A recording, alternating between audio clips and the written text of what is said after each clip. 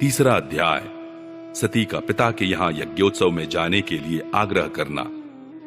श्री मैत्रेय जी कहते हैं, विदुर जी, इस प्रकार उन ससुर और दामाद को आपस में वैर विरोध रखते हुए बहुत अधिक समय निकल गया। इसी समय ब्रह्मा जी ने दक्ष को समस्त प्रजापतियों का अधिपति बना दिया। इससे उसका गर्व और भी बढ़ गया। उसने भगवान शंकर आदि ब्रह्मनिष्ठों को यज्ञ भाग न देकर उनका तिरस्कार करते हुए पहले तो वाजपेय यज्ञ किया और फिर बृहस्पति सव नाम का महायज्ञ आरंभ किया। उस यज्ञोत्सव में सभी ब्रह्म ऋषि, देव ऋषि, पितर, देवता आदि अपनी अपनी पत्नियों के साथ पधारे। उन सब ने मिलकर वहां मांगलिक कार्य संपन्न किए और दक्ष के द्वारा उन सब का स्वागत सत्कार किया। उस समय आकाश मार्ग से जाते हुए देवता आपस में उस यज्ञ की चर्चा करते जाते थे। उनके मुख से दक्ष कुमारी सती ने अपने पिता के घर होने वाले यज्ञ की बात सुन ली। उन्होंने देखा कि हमारे निवास स्थान कैलाश के पास से होकर सब ओर से चंचल नेत्रों वाली गंधर्व और यक्षों की स्त्रियां चमकीले कुंडल और हार पहने खूब सज धज कर अपने अपने पतियों के साथ विमानों पर बैठी उस यज्ञोत्सव में जा रही है। इससे उन्हें भी बड़ी उत्सुकता हुई और उन्होंने अपने पति भगवान भूतनाथ से कहा। सती ने कहा, वामदेव, सुना है इस समय आपके ससुर दक्ष प्रजापति के यहाँ बड़ा भारी यज्ञोत्सव हो रहा है। देखिए, ये सब देवता वहीं जा रहे हैं। यदि आपकी इच्छा हो तो हम भी चलें। इस समय अपने आत्मियों से मिलने के लिए मेरी बहनें भी अपने अपने पतियों के सहित वहां अवश्य आएंगी। मैं भी चाहती हूं कि आपके साथ वहां जाकर माता पिता के दिए हुए गहने, कपड़े आदि उपहार स्वीकार करूं। वहां अपने पतियों से सम्मानित बहनों, मौसियों और स्नेहार्द्र हृदया जननी को देखने के लिए मेरा मन बहुत दिनों से उत्सुक है। कल्याणमय, इसके सिवा वहां महर्षियों का रचा हुआ श्रेष्ठ यज्ञ भी देखने को मिलेगा। अजन्मा प्रभु, आप जगत की उत्पत्ति के हेतु हैं। आपकी माया से रचा हुआ यह परम आश्चर्यमय त्रिगुणात्मक जगत आप ही में भास रहा है। किंतु मैं तो स्त्री स्वभाव होने के कारण आपके तत्व से अनभिज्ञ और बहुत दीन हूं। इसलिए इस समय अपनी जन्मभूमि देखने को बहुत उत्सुक हो रही हूं। जन्म रहित नीलकंठ, देखिए, इनमें कितनी ही स्त्रियां तो ऐसी हैं जिनका दक्ष से कोई संबंध भी नहीं है। फिर भी वे अपने अपने पतियों के सहित सज धज कर झुंड की झुंड वहां जा रही हैं। वहां जाने वाली इन देवांगनाओं के राजहंस के समान श्वेत विमानों से आकाश मंडल कैसा सुशोभित हो रहा है। सुरश्रेष्ठ, ऐसी अवस्था में अपने पिता के यहाँ उत्सव का समाचार पाकर उसकी बेटी का शरीर उसमें सम्मिलित होने के लिए क्यों न छटपटाएगा। पति, गुरु और माता पिता आदि सुहृदों के यहाँ तो बिना बुलाए भी जा सकते हैं। अतः देव, आप मुझ पर प्रसन्न हो। आपको मेरी यह इच्छा अवश्य पूर्ण करनी चाहिए। आप बड़े करुणामय हैं, तभी तो परम ज्ञानी होकर भी आपने मुझे अपने आधे अंग में स्थान दिया है।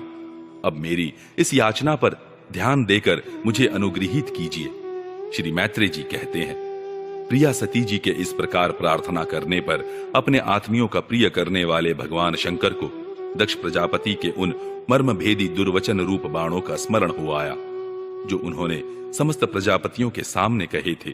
तब वे हंसकर बोले। भगवान शंकर ने कहा, सुंदरी, तुमने जो कहा कि अपने बंधुजन के यहाँ बिना बुलाए भी जा सकते हैं, सो तो ठीक ही है। किंतु ऐसा तभी करना चाहिए जब उनकी दृष्टि अतिशय प्रबल देहाभिमान से उत्पन्न हुए मद और क्रोध के कारण द्वेष दोष से युक्त न हो गई हो।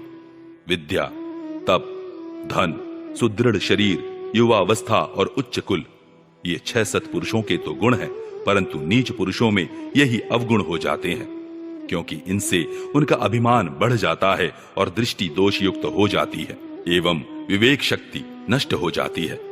इसी कारण वे महापुरुषों का प्रभाव नहीं देख पाते। इसी से जो अपने यहाँ आए हुए पुरुषों को कुटिल बुद्धि से भौं चढ़ाकर रोष भरी दृष्टि से देखते हैं, उन अव्यवस्थित चित्त लोगों के यहाँ ये हमारे बांधव हैं ऐसा समझकर कभी नहीं जाना चाहिए। देवी, शत्रुओं के बाणों से बिंध जाने पर भी ऐसी व्यथा नहीं होती जैसी अपने कुटिल बुद्धि स्वजनों के कुटिल वचनों से होती है। क्योंकि बाणों से शरीर छिन्न भिन्न हो जाने पर तो जैसे तैसे निद्रा आ जाती है, किंतु कुवाक्यों से मर्म स्थान विद्ध हो जाने पर मनुष्य हृदय की पीड़ा से दिन रात बेचैन रहता है।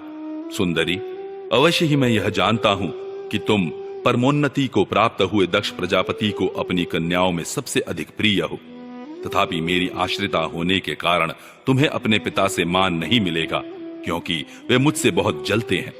जीव की चित्त वृत्ति के साक्षी अहंकार शून्य महापुरुषों की समृद्धि को देखकर जिसके हृदय में संताप और इंद्रियों में व्यथा होती है, वह पुरुष उनके पद को तो सुगमता से प्राप्त कर नहीं सकता, बस दैत्यगण जैसे श्रीहरि से द्वेष मानते हैं वैसे ही उनसे कुढ़ता रहता है। सुमध्य में तुम कह सकती हो कि आपने प्रजापतियों की सभा में उनका आदर क्यों नहीं किया।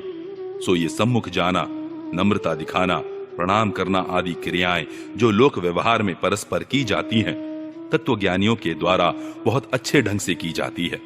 वे अंतर्यामी रूप से सबके अंतःकरणों में स्थित परम पुरुष वासुदेव को ही प्रणामादि करते हैं, देहाभिमानी पुरुष को नहीं करते। विशुद्ध अंतःकरण का नाम ही वसुदेव है, क्योंकि उसी में भगवान वासुदेव का अपरोक्ष अनुभव होता है। उस शुद्ध चित्त में स्थित इंद्रियातीत भगवान वासुदेव को ही मैं नमस्कार किया करता हूं।